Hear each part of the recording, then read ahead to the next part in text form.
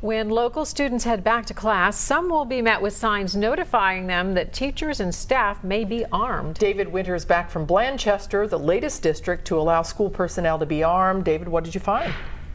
Overwhelming support. An Ohio Department of Public Safety report shows more than 40 schools in the state are allowing staff to arm itself. Blanchester Public Schools in December voted to join those ranks, and they want as many people as possible to know it.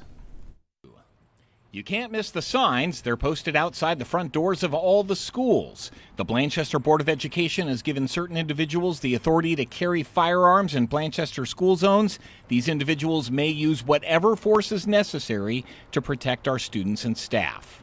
I feel like it's safe for us kids if something happens.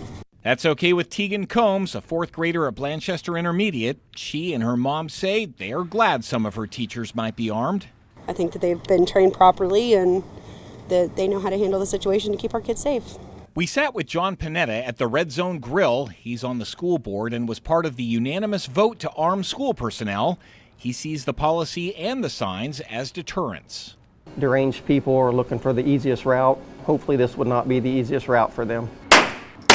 We took up a little target practice at Hammer Down Range in nearby Goshen. The instructor there says he's comfortable with the rigorous training Blanchester is requiring, including active shooter training and situational awareness. It's knowing who's behind you at what distance. It's knowing and identifying body language on what could be a potential threat or where potential threats could come from.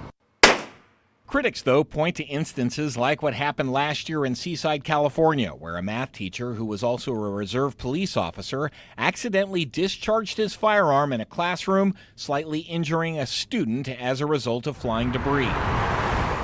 But people in Blanchester appear to believe it's much more likely that armed staff at school will protect their children as opposed to hurting them, and the signs and the policy are giving bad guys fair warning.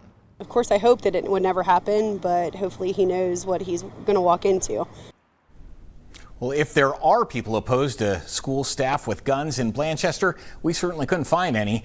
The district would not divulge how many of its staff have gone through the training and are armed right now. The police department did release a statement to us saying we fully support the board's approach to enhancing school security by arming certain staff members. Cammie? All right, David Winter, thank you. And Ohio is one of about 25 states that allow school staff to carry firearms on school campuses.